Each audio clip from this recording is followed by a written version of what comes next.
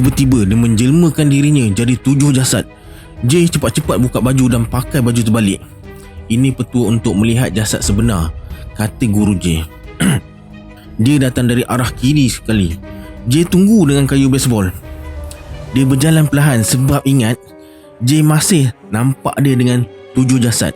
Dalam jarak 10 kaki, J terus baca doa kunci pergerakan.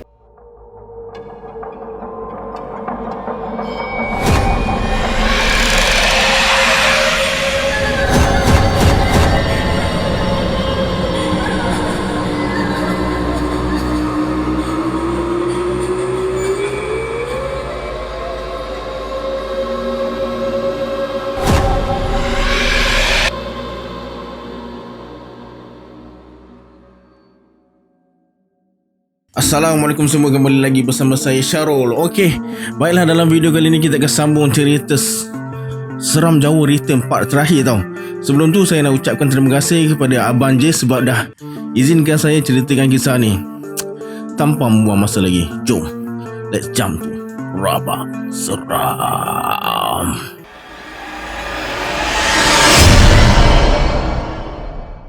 Diam tak berdiam, dah seminggu J dekat Blitar. Sejak bertarung dengan Pak Bagong kemarin, J tak keluar ke mana-mana. Nasib baik Pak Kiai tak tahu. Kalau tak, mesti J kena bebel.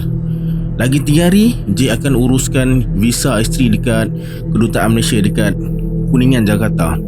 Segala dokumen yang diperlukan telah J sediakan. Kawan J yang main bola dengan dia di Liga Selangor, Encik Majid Saleh, bertugas sebagai kaunselor ketiga di Kedutaan Malaysia.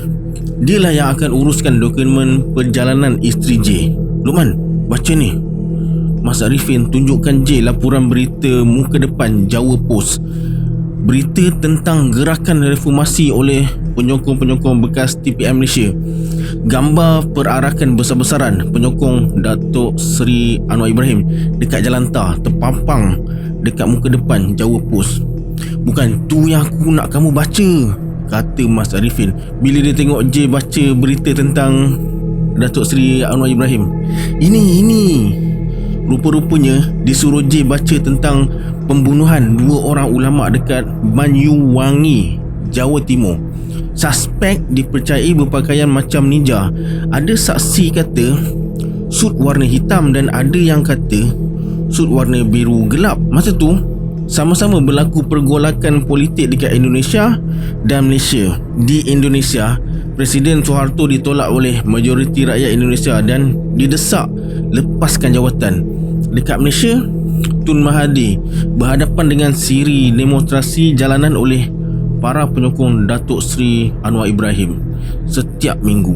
Ramai pemerhati politik dekat Indonesia percaya kewujudan pembunuh upahan ninja berkait rapat dengan Soeharto, dan bukan sikit orang yang percaya mereka adalah tentera yang terlatih.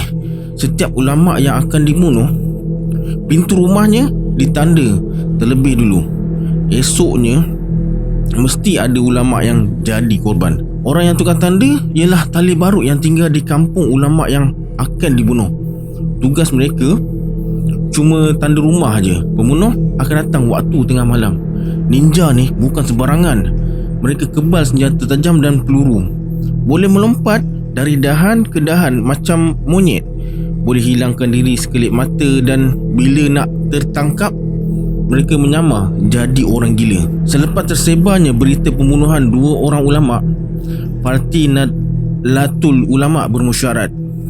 Mereka sepakat mengadakan rondaan di setiap kampung pada waktu malam. Rondaan terbagi kepada 2 shift. Lepas solat Isyak sampai pukul 2 pagi dan dari pukul 2 pagi sampai pukul 6 pagi. Semua murid sekolah pondok pesantren diarahkan amalkan hizib bar atau bahar bagi menghadapi situasi genting tu. Tak terkecuali juga pondok pesantren tempat Pak Kiai mengajar. Petang tu Pak Kiai ajak J dan Mas Arifin pagar kawasan rumah. Pak Kiai pagar semua jalan masuk ke kawasan rumah. Mas Arifin pagar kawasan bumbung. Risau ninja melompat dari dahan ke atas bumbung rumah. Lepas selesai pagar rumah, Pak Kiai ke pinggir kebun sambil membaca sesuatu. Tak lama kemudian, terdengar bunyi ranting kayu dipijak sesuatu dan bunyi ngauman harimau. Seekor harimau belang muncul dari dalam beluka. Pak Kiai hulurkan tangan dia. Harimau tu letakkan kaki depannya ke tapak tangan Pak Kiai macam bersalaman. Pak Kiai tunduk separas harimau dan belai kepala harimau tu. Mereka macam berbual. Perbualan mereka berlangsung lebih kurang 5 minit. Sebelum beredar, harimau tu jilat tapak tangan Pak Kiai, kemudian mengaum perlahan dan berlalu pergi. J terpaku tengok kejadian tu dari mula sampai habis. Melihat J terpaku, Pak Kiai terus datang dekat dia dan beritahu, itu macan jaga kampung. Pak Kiai suruh dia jaga dari kawasan beluka sampai ke tebing sungai. Kalau ninja cuba merentas beluka, bermakna mereka akan berhadapan dengan harimau dulu. Malam tu tak ada apa-apa tanda musuh akan masuk, kata Pak Kiai. Malam kedua pun macam tu juga. 2 malam berlalu, tak ada tanda-tanda keselamatan kampung terancam. J memang berharap tak ada apa-apa berlaku sehinggalah urusan dia dekat Jakarta selesai. Lega bila bangun pagi tak ada khabar buruk diterima. Dekat kampung tu ada 4 orang guru pondok. 2 orang mengajar di kampung tu dan 2 lagi mengajar di pondok Carang Kembang. Lebih kurang 10 km dari kampung Pak Kiai. Pagi tu J ke terminal bas nak beli tiket ke Jakarta keesokan harinya. Satu tiket RM56. Mut tolong bayarkan duit tiket. Bas aircon dengan 24 kerusi penumpang. Masa perjalanan lebih kurang 18 jam, kata penjual tiket tu. Balik dari beli tiket, J singgah dekat pasar Wulingi nak beli jaket. Masa beli jaket tu, J berebut dengan seorang lelaki yang nakkan jaket yang sama. Mereka bertelaga sekejap. Mula-mula dia nak beli, kemudian dia tukar fikiran, pilih jaket yang lain. Bila J ambil nak cuba, dia rentap jaket tu sambil berkata, ini saya nak, kamu jangan ambil. J bagi je lah jaket tu dekat dia. Malas nak bergaduh kan. Esok dah nak berangkat ke Jakarta, tak nak ada sebarang masalah. Tiba-tiba Mut bersuara, kau dah kenapa ni? Rupa-rupanya lelaki tadi cuba sentuh pipi Mut. Terus je libas muka lelaki tu dengan hanger jaket yang dia masih pegang lagi. Lelaki tu menjerit kesakitan sambil panggil kawan dia seorang lagi. Kawan dia marah sambil keluarkan badik. Badik macam ni kot. J tolak Mut ke belakang. Mut berlindung dekat kedai kasut. Lelaki tu unuskan badik sambil bermain-main dengan pantas. J hanya bersenjatakan hanger baju je. Lorong antara kedai yang sempit menyukarkan pergerakan. J hanya tunggu dia serang sambil merancang helah. Lelaki tu mulakan serangan dengan amat pantas. Kedua-dua tangannya pantas. J hanya mampu mengelak je. Belum ada kesempatan nak serang balas. J harap badik tu akan termasuk dan tersangkut dekat hanger je. Bila jadi macam tu, senanglah J nak kalahkan dia. Detik yang dinantikan akhirnya terjadi. Badiknya tersangkut dekat hanger dan serentak dengan tu J rentap hanger dan melakukan sapuan kaki kiri. Lelaki tu jatuh terlentang. Belum sempat dia bangun, tiba-tiba datang seorang lelaki pukul kaki lelaki tu dengan kayu. Lelaki tu menjerit kesakitan dan tak boleh bangun. J ucapkan terima kasih dan terus tarik Mut keluar dari kawasan pasar. Lelaki tu panggil J tapi J buat tak tahu je. Rupa-rupanya dia nak serahkan beg yang tertinggal. Dia bagi beg dan memperkenalkan diri sebagai Hastomo. Lepas bersalaman dan kenalkan diri, J pun balik. J minta Mut rahsiakan kejadian tadi. Tak nak dengar bebelan mereka dekat rumah. Tengah hari tu, semua pakaian dan dokumen yang diperlukan J dah siapkan. Tinggal tunggu nak bertolak je tengah hari esok pukul 12 tengah hari. Lepas solat Zuhur, J dan Mut pergi ke komplek makam Bung Karno nak beli cenderahati dan ziarah makam. Lepas bertahlil dan mendoakan Allahyarham Bung Karno, J terus ke kedai cenderahati. Dekat sekitar kawasan komplek makam terdapat lebih kurang 200 kios jual cenderahati dan pakaian. Ada juga beberapa restoran yang jual semua jenis menu makanan Indonesia. Sebenarnya komplek makam dan Muzium Bung Karno tersenarai antara tempat yang paling ramai pengunjung setiap hari. J belikan sehelai baju batik dan cenderahati untuk kawan dia, Encik Majid yang bertugas di Kedutaan Malaysia, sebagai oleh-oleh dan sebagai tanda terima kasih uruskan visa mood. Masa nak balik, J terserempak dengan Hastomo dan dua orang kawan dia. Hastomo perkenalkan J pada kawan-kawan dia. Seorang bernama Budi dan seorang lagi Gunawan. Mereka berasal dari Jawa Tengah, datang ke Blitar nak ziarah makam Bung Karno. Dia ceritakan kepada kawan dia apa yang terjadi dekat pasar pagi tadi.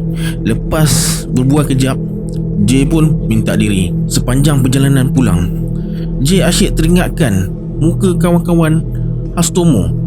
Macam pernah nampak, tapi tiba-tiba J teringat mimpi dia malam kemarin.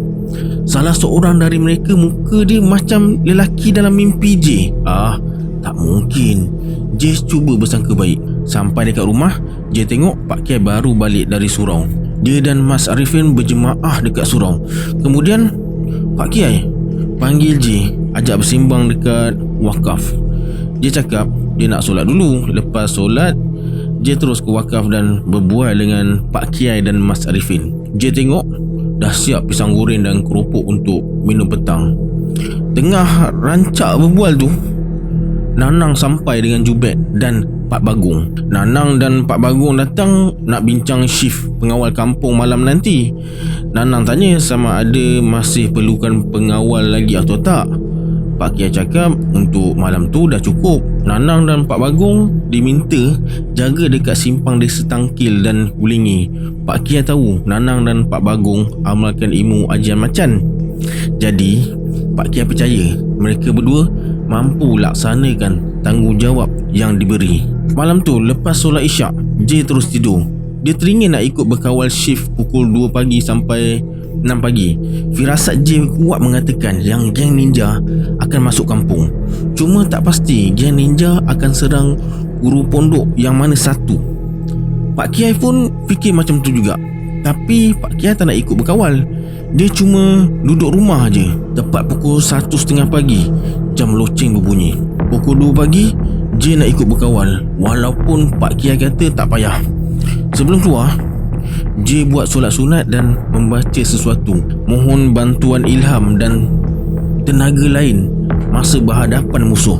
J dan Mas Arifin terus ke jalan besar dekat depan rumah. Mereka duduk berlaga punggung macam ni. Mas Arifin menghadap ke utara, J menghadap ke selatan. Lepas tu mereka sama-sama baca doa dengan kaedah tertentu. Doa supaya mereka tak dapat dilihat musuh. Rumah Pak Kiai sendiri, dia sendiri yang kawal. Bahagian belakang dari arah Beluka, harimau jaga kampung tolong pantau. Mereka tak bercakap sepatah pun. Masing-masing diam sambil baca selawat dan doa masing-masing. Tiba-tiba Mas Arifin perasan ada geng ninja di sekitar mereka. J terus baca ayat 65 surah Yasin sambil berdoa, Allah tunjukkan dekat mana kedudukan mereka. Alhamdulillah, dapat rasakan yang seorang akan muncul depan dia dan seorang lagi depan Mas Arifin. Tak lama kemudian, betul-betul dia muncul depan J, bersenjatakan parang pendek yang berkilauan disinari cahaya lampu jalan. Seorang lagi muncul depan Mas Arifin. J terus baca doa pagar diri dari senjata tajam. Tiba-tiba dia menjelmakan dirinya jadi 7 jasad. J cepat-cepat buka baju dan pakai baju terbalik. Ini petua untuk melihat jasad sebenar, kata guru J. Dia datang dari arah kiri sekali. J tunggu dengan kayu baseball. Dia berjalan perlahan sebab ingat J masih nampak dia dengan 7 jasad. Dalam jarak 10 kaki, J terus baca doa kunci pergerakan. Bila J yakin memang dia tak bergerak, terus J menerpa dan pukul kakinya sekuat hati. Dia tak bersuara, seolah-olah tak merasa sakit. Mungkin dia kebal. J teringat pesan gurunya, ilmu kebal, ilmu hitam akan luntur dengan Ayatul Kursi atau surah As-Saffat ayat 1 hingga 10. J pilih Ayatul Kursi sebab pendek sikit. J baca Ayatul Kursi dan dengan ayat terakhir diulang 3 kali. Kemudian tiup ke air ludah dan sapu dekat kayu baseball. Terus J pukul tulang kering dia. Ninja tu menjerit kesakitan. Jeritannya memecah kesunyian malam tu. Melihat kawan dia tewas dan tak mampu bergerak, kawan dia yang bertarung dengan Mas Arifin terus hilangkan diri. Mas Arifin terus datang dekat J. Kemudian J dan Mas Arifin mendekati ninja tersebut. Lepas tu Mas Arifin tampar muka ninja tu dan terus buka topeng mukanya. Alangkah terkejutnya J bila tengok lelaki tu adalah kawan Hastomo yang bernama Budi. Mas Arifin suruh J pukul Jido. Jido ni gendang dekat wakaf supaya pengawal yang lain datang. Setelah mendengar bunyi Jido, pengawal yang lain pun datang. Mas Arifin suruh mereka ikat ninja yang tertangkap tu. Ninja tu dibawa ke halaman rumah dan didudukkan atas kerusi dengan tangan dan kaki diikat. Sedang mereka sibuk dengan ninja tu, mereka terdengar bunyi ngauman harimau dan disusuli suara orang menjerit kesakitan. Masing-masing berpandangan sesama sendiri. J dan Mas Arifin diam je sebab mereka berdua tahu apa yang berlaku. Tiba-tiba Pak Kiai keluar sambil bertanya, berapa orang yang tertangkap?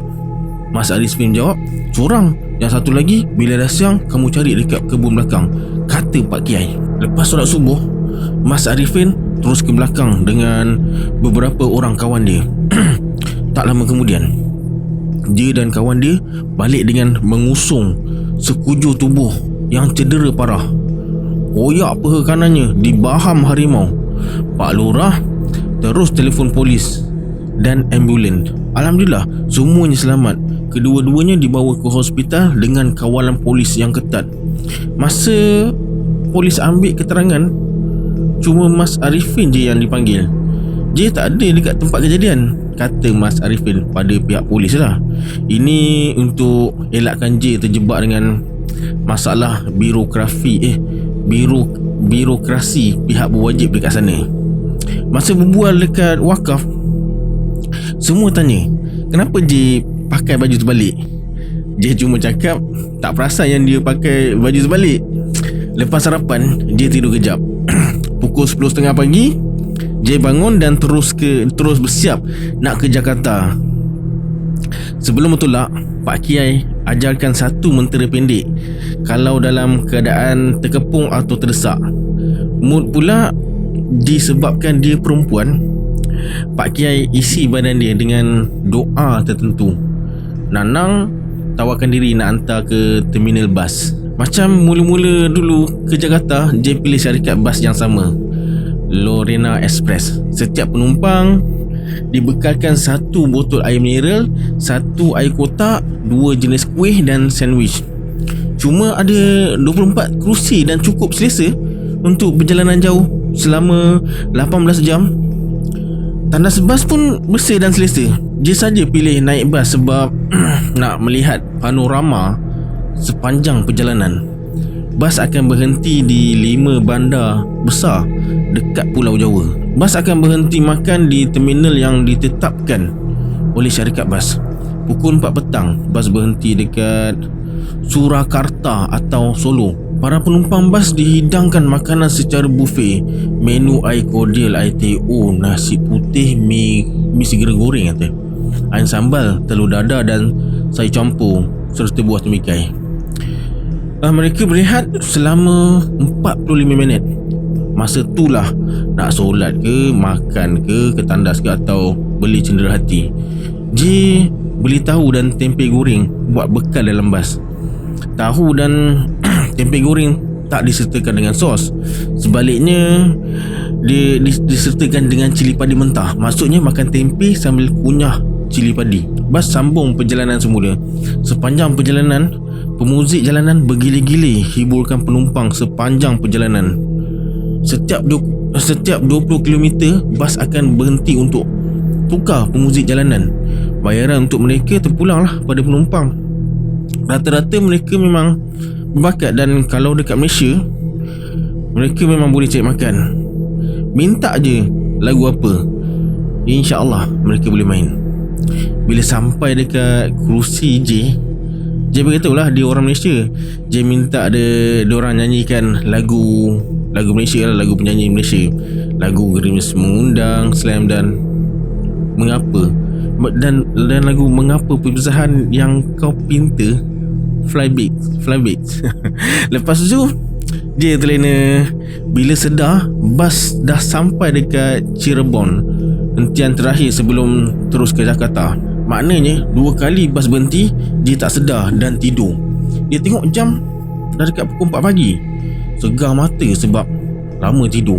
Mut sengaja tak kejutkan J sebab J nampak keletihan sepanjang perjalanan. J cuma minum kopi O dan makan roti bakar dekat hentian Cirebon tadi. Ramai penumpang tak turun dan tidur dalam bas. Masa J tengah duduk minum tu, dekat depan dia, selang satu meja, ada seorang lelaki tua duduk sendirian, pandang sekeliling kawasan sambil memerhatikan satu persatu penumpang yang duduk dekat situ. Dia minum je. Bila dia pandang ke arah J, kebetulan J tengah tengok dia. Mereka bertentang mata. J senyum dan dia pun balas senyuman sambil angkat tangan. Kejernihan wajah dan senyuman yang dilemparkan memperlihatkan peribadi tinggi orang tua tu. Sebelum beredar, J beli ban kaya dekat kaunter cashier dan bagi pada orang tua tu. J bersuara, "Assalamualaikum pak, ni roti buat sarapan bapak." Dia ucapkan terima kasih sambil seluk poket seluarnya. "Nah, ni buat kamu, buat wiritan oleh-oleh dari bapak," katanya sambil hulurkan tasbih kecil 33 biji. Lepas tu J dan Mut terus naik bas. Bas mereka bas terakhir yang berhenti dekat situ. Bila J toleh ke arah orang tua tu, dia dah tak ada dekat situ. Takkan macam tu cepat dia pergi? Cawan kopi dia pun tak ada. Tadi nampak jelas kopi tu penuh dan panas, kata J dalam hati. Tiba-tiba, wanginya bas ni. Tadi tak ada bau macam ni, kata penumpang dekat belakang J. J dengan Mut pun perasan ada bau wangi yang kuat. J perasan bau wangi tu dari tempat duduk dia dan Mut. Tiba-tiba dia teringat tasbih pemberian orang tua tadi. Bila J keluarkan, bau semerbak minyak kasturi kijang memenuhi ruangan bas. Cepat-cepat J simpan balik, dan sepanjang perjalanan tu bas berbau wangi. Ada penumpang yang bertanyakan tentang bau wangi tu pada pemandu kedua bas tu. Pemandu tu cakap, dah biasa kalau bau wangi macam ni. Beruntunglah siapa yang dapat minyak wangi tu. Setahun cuma 3 kali je dia bagi minyak wangi tu, dan hanya orang tertentu je yang dapat. Tak semena-mena J terlelap. J macam antara sedar dan tak sedar. Dalam antara sedar dan tak sedar tu, terdengar suara orang tua tadi. Dia bagi tahu yang dia tinggal dekat kawasan berbukit belakang hentian bas Cirebon tu. Dekat tepi dia terlihat jelas seekor harimau tengah duduk santai. Dia bagi tahu harimau tu bersaudara dengan harimau jaga kampung dekat rumah Pak Kiai tu. Tasbih tu digunakan kalau terpaksa je, cukup ditunjukkan kepada orang yang nak berbuat jahat. InsyaAllah takkan diapa-apakan. Pengamal ilmu hitam cukup takut sebab baunya boleh buat mereka sesak nafas dan sakit mata kepedihan. Boleh juga untuk mengubat orang kerasukan. Bismillahirrahmanirrahim yang J amalkan tu amat ditakuti jin. Raja jin padang pasir yang ajar pada kabilah Arab. Lalu doa tu diajarkan kepada semua orang, dibawa oleh pedagang Arab dan ulama. Kemudian diajarkan kepada semua guru pondok di Indonesia dan Melaka. Itulah sejarah kedatangan doa tu ke Kepulauan Melayu. Lepas tu dia ucapkan salam untuk beredar. J pun terjaga. Astaghfirullahalazim, jin Islam ni, kata J dalam hati. J tak ceritakan mimpi tu pada Mut. Bas masuk kota Jakarta pukul 7.30 pagi. Jalan jam teruk dari pukul 6 pagi. Pukul 8 pagi baru bas sampai di terminal bas Pulau Gadung. J dan Mut berjalan dalam terminal nak cari kedai makan. Perut lapar. Tapi yang peliknya, tiap kali mereka nak singgah, J terbau busuk dekat kawasan kedai tu. Tapi kedai tu ramai pelanggan. Lebih dari 3 kedai berbau busuk. Hinggalah mereka berdua tiba di satu kedai makan yang kecil, cuma ada 4 meja dan 2 orang pelanggan je masa tu. J berkenan dengan kedai tu dan tak berbau busuk pun. Mereka berdua makan soto. Masa nak bayar, toki kedai tu tanya J dari mana.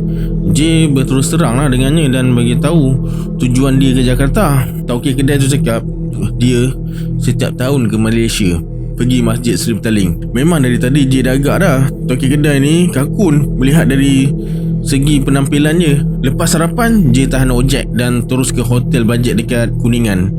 J check in dekat hotel bajet tempat dia mula-mula jumpa Umi dulu.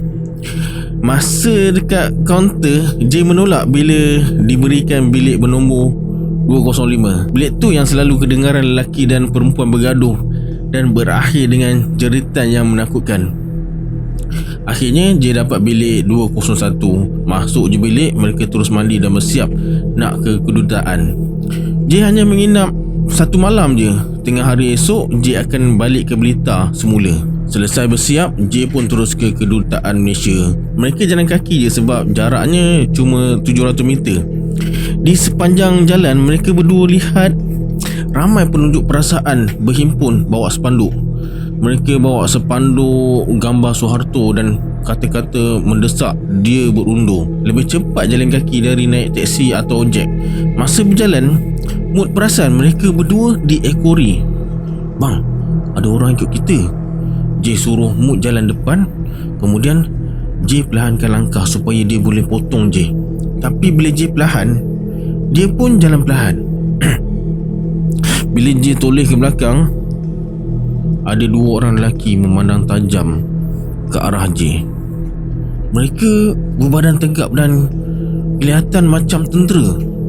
J terfikir kalau berlawan akan buang masa dia je. J pun dah lewat masa tu. Dia suruh Mut jalan depan sikit. Mereka mendekati J. J teringat tasbih yang dia bawa tu. J terus baca Bismillahirrahmanirrahim la yadurru ma'asmihi syai'un fil ardi wala fis sama'i wa huwa sami'ul alim 3 kali dan keluarkan tasbih tu. Bila dah keluar tu, dalam jarak 8 kaki, J tunjukkan tasbih sambil baca Bismikallahumma berulang kali. Mereka berdua terbatuk-batuk sambil mengesap mata seakan-akan kepedihan. Cepat-cepat J tarik tangan Mut dan bergerak ke arah kedutaan yang jaraknya tinggal 100 meter. J toleh ke belakang. Mereka masih mengesap mata yang kepedihan. Sampai dekat seberang jalan berdepan dengan kedutaan, ada kawalan polis dengan kawat berduri. J tengok hanya beberapa orang je yang ada pas dibenarkan masuk ke kedutaan tu. J pula tak ada pas dan surat kebenaran untuk masuk. Kemudian J ke pondok telefon dan cuba telefon Cik Majid, tapi dia belum sampai dan mungkin terperangkap dalam jam. J suruh Mut pegang tangan dia dan jangan sampai terlepas. J terus baca sesuatu. Kemudian J tarik tangan Mut lalu depan polis dan terus masuk ke bangunan kedutaan. Alhamdulillah, mereka macam tak nampak dan tak perasan mereka berdua. Sampai dekat dalam, mereka ditahan pula dengan pengawal keselamatan dan bertanya pasal pas lawatan atau surat kebenaran. Masa J tengah bersoal jawab tu, tiba-tiba bahu dia ditepuk dari belakang. "Hey J, dah lama sampai ke?" "Alhamdulillah, kau sampai Majid." Lega bila Majid sampai tepat pada waktunya. Majid bagi tahu pengawal yang J ni sepupu dia dan minta diberikan kerjasama.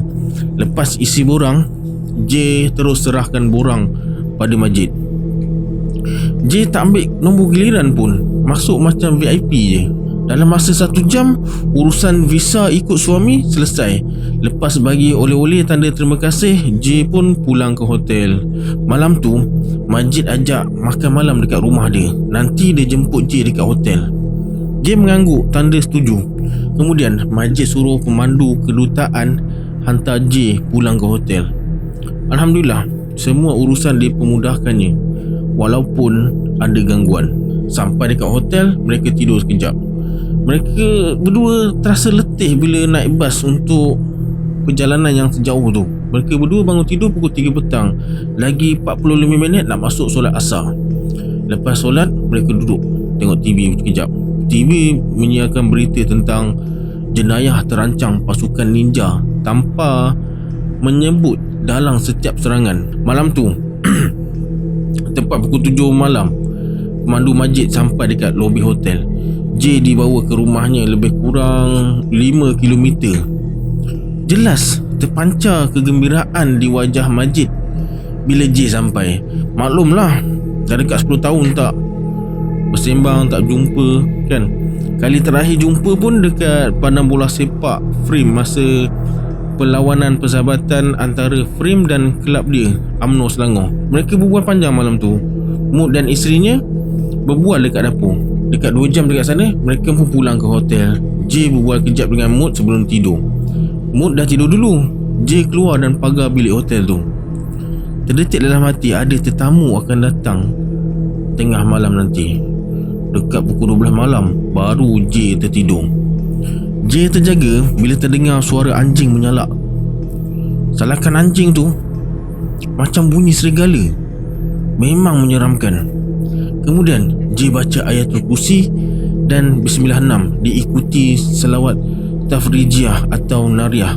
Tiba-tiba terdengar bunyi tapak kaki dekat luar bilik. J terus bangun dan duduk atas katil. Lebih dari seorang ni.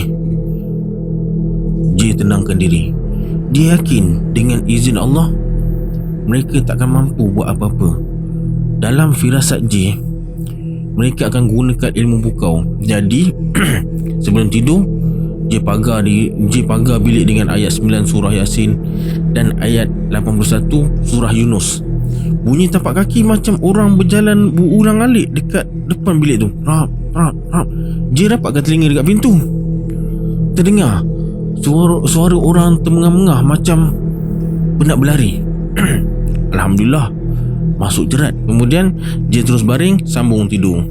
J terjaga bila terdengar azan subuh dari masjid berdekatan. Dia kejutkan Mut untuk solat berjemaah. Lepas solat, Mut tanya, bunyi apa tu? Mut dengar bunyi tapak kaki dan bunyi orang termengah-mengah. J cakap, biarkan je. Kejap lagi polis tangkap mereka. J terus telefon kaunter dan bagi tahu apa yang terjadi. Tak lama kemudian terdengar bunyi tapak kaki orang menghampiri bilik mereka. Pintu diketuk, tuk tuk tuk tuk. Bila J buka, sepasukan anggota polis dan pekerja hotel datang. Dekat luar bilik ada 2 orang lelaki terbaring keletihan. Mereka tanya sama ada J kenal mereka atau tak. J cakap dia tak kenal. Kemudian J kenalkan diri dan bagi tahu tujuan dia menginap dekat situ. Setelah polis periksa segala dokumen dan berpuas hati dengan keterangan J, mereka terus tangkap kedua-dua lelaki tu. Pekerja hotel tu cakap dia tak perasan langsung 2 orang lelaki tu masuk lobi, sedangkan loceng pintu akan berbunyi setiap kali pintu dibuka. Macam mana mereka boleh terlepas? Dia pun tak pasti. J cuma diam je. Kemudian J suruh Mut mandi dan berkemas sebab J nak keluar cepat dari hotel tu. J risaulah kalau ada kawan mereka datang cari dia. Siap berkemas, J minta tolong pekerja hotel tempahkan tiket bas ke Blitar. Alhamdulillah, ada tiket bas untuk perjalanan ke Blitar pukul 10 pagi. J keluar dari hotel pukul 9 pagi. Bas bertolak ke Blitar tepat pukul 10 pagi. Bas Loreno Express juga yang J pilih. Dijangka tiba pada pukul 5 pagi esoknya. Lebih kurang 18 jam lah dalam bas tu. J dan Mut dapat tempat duduk bahagian tengah. Tak ramai penumpang masa tu, hanya 18 orang je. Selebihnya akan naik di Cirebon dan Surakarta. Bas baru lepas pintu gerbang Jakarta, J dah tertidur. Mengantuk sebab malam tadi tak cukup tidur. Sebelum tidur, J beritahu Mut supaya kejutkan dia bila bas sampai dekat Cirebon. J berharap sangat dapat jumpa dengan orang tua yang hadiahkan tasbih tu. J nak pulangkan tasbih tu sebab dia rasa tak sesuai dengan jiwa dia. Boleh buat jiwa kacau rasanya. Baru sehari pun dah rasa lain. Badan dan kolbu rasa cemburu dengan kehadiran tasbih tu. Hanya jauh hari mengenal manikam. Sampai dekat Cirebon, dia terjaga sendiri bila terdengar suara. Dah sampai Cirebon, J terkejut. Suara siapa ni? Sedangkan Mut tidur lagi. Belakang J orang perempuan 2 beranak duduk. Kemudian J kejutkan Mut untuk turun makan tengah hari dan solat. Panas lah. Selesai makan, J solat. Mut ke surau perempuan. Dekat surau, J tengok semua orang solat sendiri. Mungkin mereka nak cepat kot.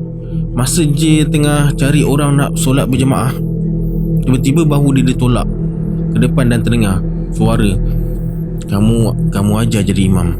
J pun mengimamkan solat. Lepas solat, masa J palingkan badan, dia terkedu. Rupanya orang tua yang sedekahkan tasbih tu. J bersalaman dan beritahu hasrat dia nak pulangkan tasbih tu. Orang tua tu terdiam sekejap, lalu berkata, "Baiklah nak, bapa menghormati keputusan kamu. Seandainya itu yang terbaik buat kamu. Tapi seandainya kamu perlukan pertolongan makhluk Allah yang beriman di kalangan kami, cukup kamu sedekahkan Al-Fatihah buat bapa. Bapa akan kirimkan pembantu buat kamu." Kemudian dia beritahu J nama dan cara nak panggil dia. J mengangguk dan ucapkan terima kasih. Menurut orang tua tu, dia bukan jin seperti yang J sangkakan, tapi dia manusia. Cuma dia hidup di perkampungan jin. Dia manusia biasa. Dia memang biasa duduk minum dekat hentian Cirebon tu. Banyak nasihat dan tunjuk ajar yang diberikan, walaupun mereka berbual cuma 30 minit. Sebelum J naik bas, orang tua tu pesan, "Hati-hati dalam perjalanan nanti. Kamu akan ada masalah, tapi bapa yakin Allah akan lindungi kamu." "Terima kasih Pak kerana mengingatkan saya." J salam dan peluk dia. "Wangi badan dia," kata J dalam hati. Masa bersalam tu, dia bagi satu sampul surat. Dah sampai berita baru buka pesan dia. Mereka berbalas senyuman dan dia berpaling lalu hilang dari pandangan. J terdiam sekejap. Siapa dia sebenarnya? Masa dalam bas, J merenung semua peristiwa yang dia lalui. Macam-macam dugaan dan cubaan datang. Perkara yang tak terfikir pun dah J lalui. J cuma bersangka baik dengan Allah. Mesti ada hikmahnya, sama ada yang baik atau buruk. J tak sedar masa bila dia terlelap. Dia tersedar bila bas berhenti dan orang ramai mula bising. Rupa-rupanya ada roblok. 4 orang anggota polis naik atas bas dan periksa semua dokumen penumpang. Bila dia periksa pasport J, dia panggil pegawai atasannya sambil berkata sesuatu. Dia datang semula dan suruh J turun. J dengan Mut pun turun, tapi dia suruh Mut naik balik.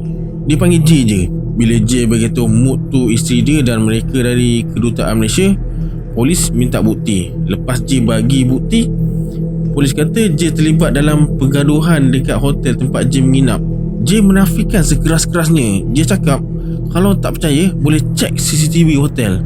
Rupa-rupanya nama J ada dalam rekod polis lepas polis soal siasat dia malam tadi. Dalam laporan mengatakan J terbabit dalam pergaduhan. J terus bagi business card pengurus hotel pada polis tu. J suruh telefon dan cek sendiri CCTV kalau tak percaya. Sambil tu J bacakan Bismillahi ala ta'lu alayya wa'atuni muslimin 3 kali. Mohon supaya mereka dengar kata. Tak lama kemudian mereka bercakap sesama sendiri dan bagi balik pasport J. Polis suruh J teruskan perjalanan. J bersalaman dan ucapkan terima kasih. J terus naik bas mula. Tiba-tiba penumpang kerusi sebelah bertanya dekat J, dia minta wang berapa? Saya tak bagi wang. Biasanya mereka minta wang dari orang luar. Kamu kira nasib baiklah dia tak minta wang. Perjalanan baru 6 jam, ada lebih kurang 12 jam lagi baru sampai. J ajak penumpang sebelah tadi main chess dekat belakang. Bas untuk perjalanan jauh ada sediakan ruang kecil untuk merokok. Dekat ruang tu lah ada meja chess dan tingkapnya boleh dibuka. Sambil main chess, J merokok. Lepas sejam dekat situ, J balik ke tempat duduk semula. Lepas tu penumpang lain pula ganti tempat dia. J pun sambung tidur semula. Dia terjaga bila bas berhenti dekat Surakarta atau Solo untuk turunkan dan ambil penumpang yang nak ke Blitar. Dekat Surakarta, bas berhenti selama 1 jam.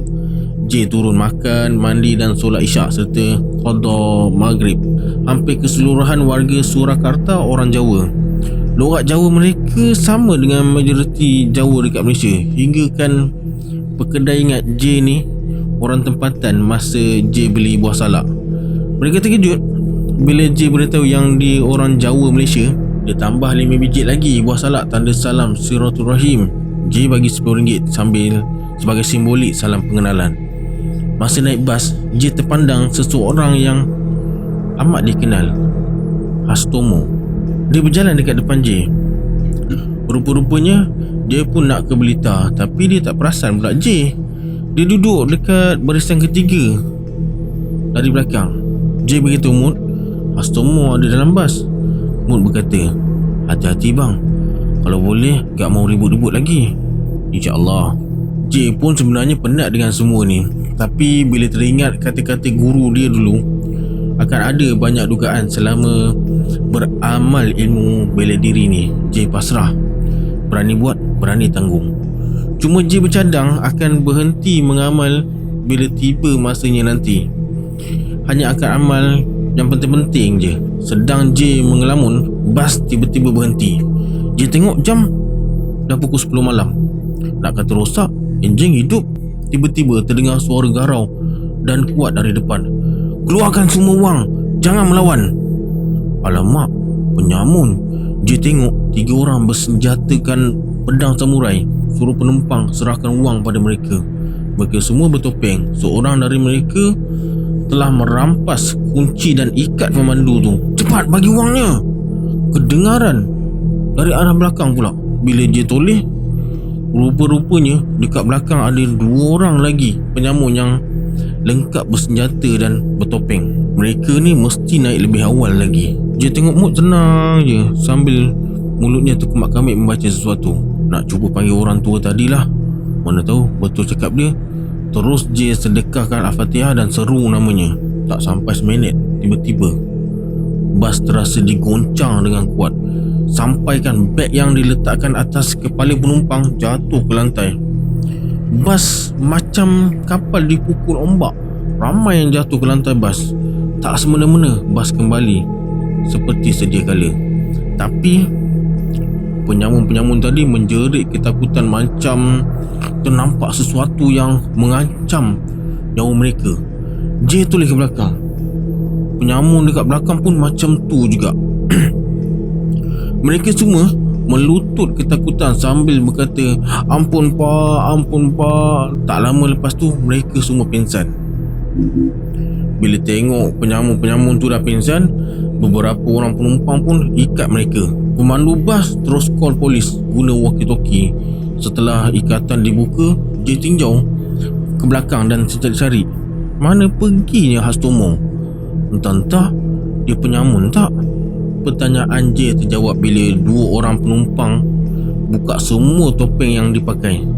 Hastomo salah seorang daripada mereka. Alhamdulillah, tak perlu aku keluar tenaga untuk berlawan. Pembantu bapak ke yang datang? Soalan tu tiba-tiba menerpa kefikiran J. Tak mustahil kalau Allah mengizinkan. Sedang J berfikir tu, tiba-tiba tingkap tempat dia duduk tu diketuk dari luar.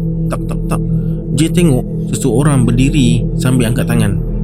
Tapi tak boleh cam sebab keadaan dekat luar cuma diterangi cahaya bulan dan lampu jalan je. Dia berjalan menuju ke lampu jalan dan berdiri dekat bawah lampu.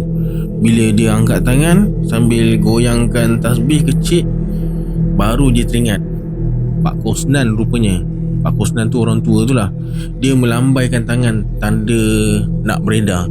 Dia sempat melambaikan tangan sebelum dia hilang ditelan kegelapan malam. Abang lambai siapa tu? J cuma tersenyum.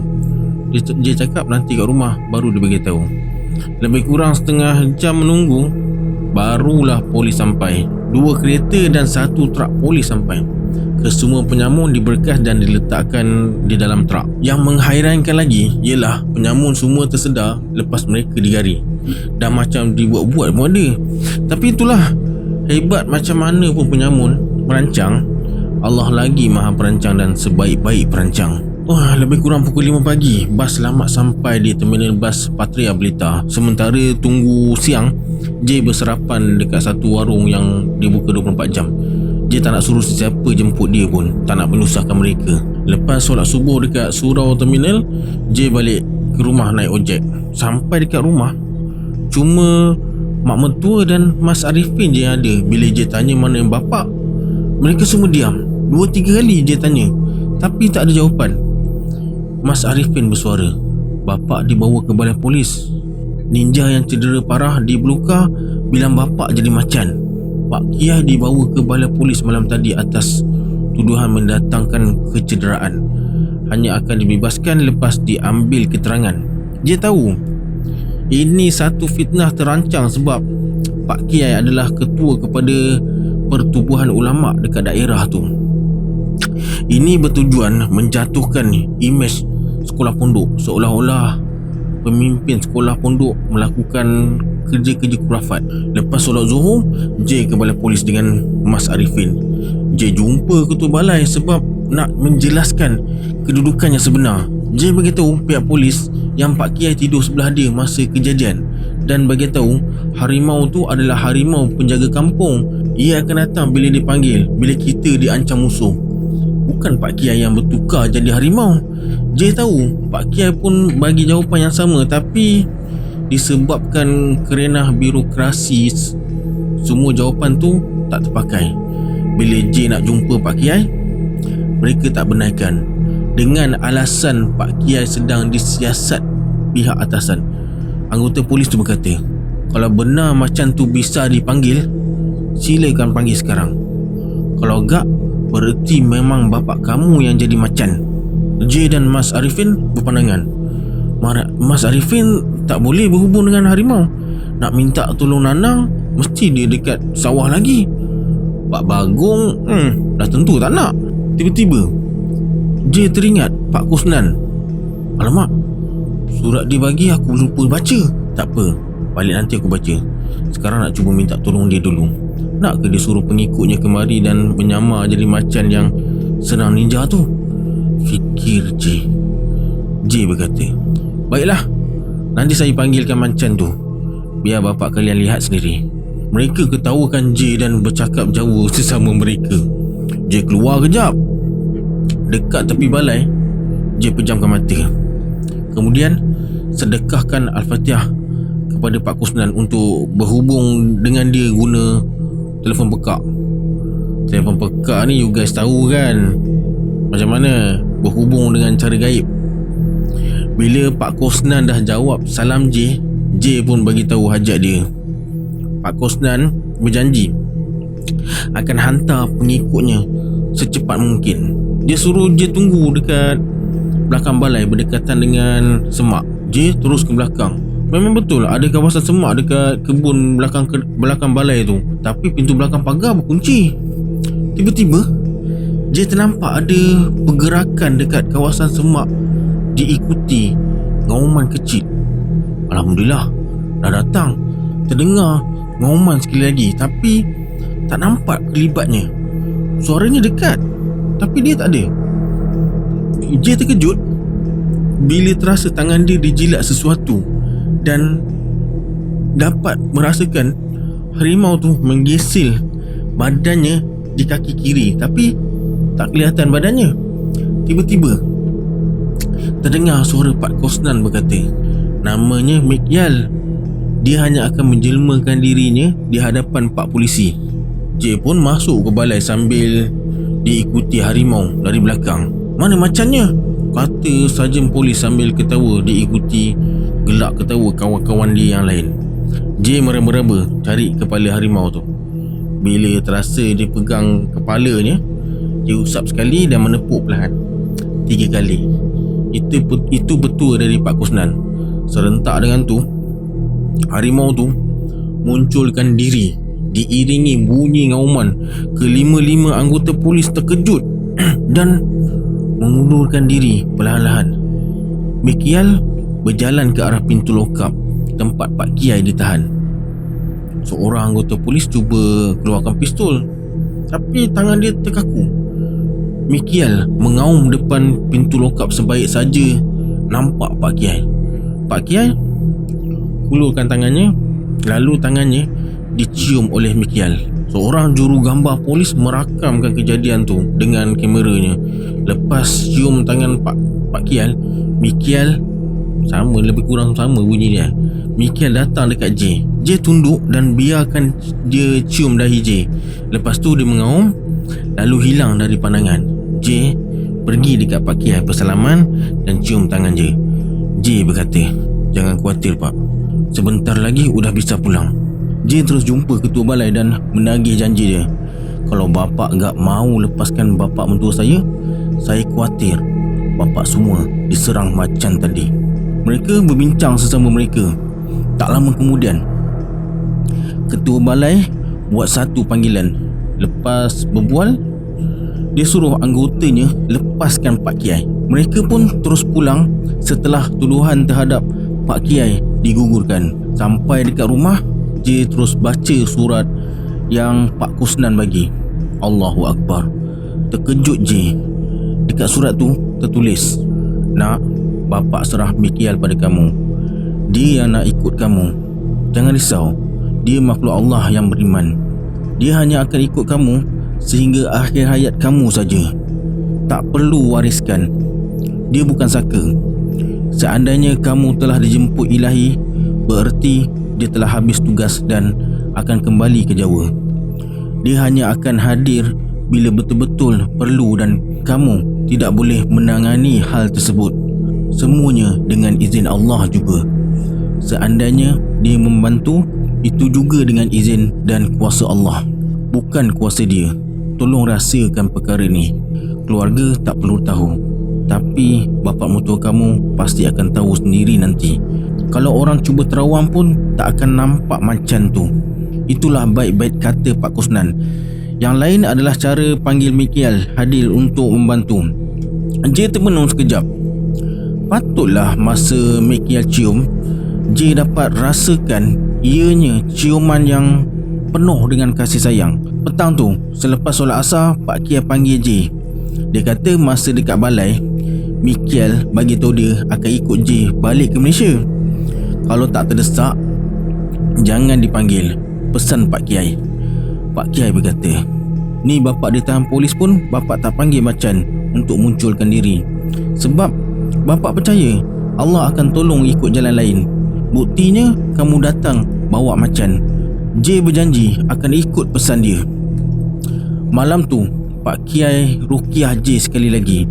Buang semua ilmu yang tak perlu. Amalkan apa yang diwajibkan belajar dan istiqamah. Cukuplah dengan ilmu dunia yang ada, tak perlu ditambah. Esoknya, J bangun dengan badan yang betul-betul segar dan ringan. Tak ada lagi rasa berat badan amalkan ilmu dunia ni. J cuma ingat nak balik KL dan lupakan semua peristiwa yang terjadi. J percaya kalau dia ceritakan pada kawan-kawan yang dekat Malaysia, mesti mereka tak percaya. Tuduhan merapu dan tipu mesti keluar dari mulut mereka. J berjanji akan simpan semua memori di Jawa dan rahsiakan dari orang lain. Cuma berapa lama J boleh simpan, dia pun tak pasti.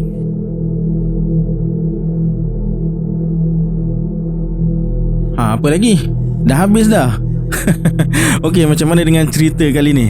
Tuliskan pendapat you guys dekat comment box dekat bawah. Kalau nak dengar lagi cerita pasal Abang J ni, tulis komen dekat bawah Abang J. Nanti kalau banyak macam sebelum-sebelum ni, saya akan cubalah ceritakan lagi. Banyak lagi koleksi cerita dia dekat saya. Siapa yang belum subscribe tu, please subscribe dan tekan loceng notification sekali. Okeylah, saya Syarul. Assalamualaikum. Adiosa.